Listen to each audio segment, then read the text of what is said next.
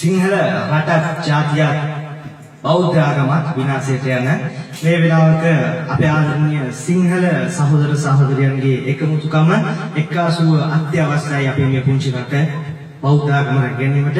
ඉතින් මට මේ වෙලාවේ මගේ රටත් ජාතියත් වෙනුවෙන් ඔබට කරන්න තියෙන යුතුයකමක් පිළිබඳ පුංචි විරුදුවක් නිර්මාණය කළා. මේක අහලා හිතට ගන්න හිතට අරගෙන කරන්න පුළුවන් දෙයක් කියනවා නම් ක්‍රියාවෙන්ම ඔප්පු කරන්න. ඉතින් මේ විරුදුව හොඳයිද අහලා බලන්න.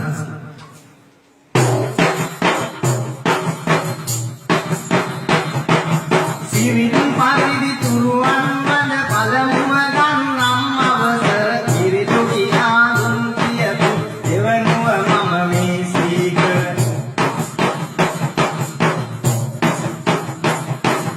විරිදු අසන නුඹ සමගෙන් ඉල්ලාගෙන මං අවසර විරිදු කියන්නට තවනවා සුකුන් නොන්න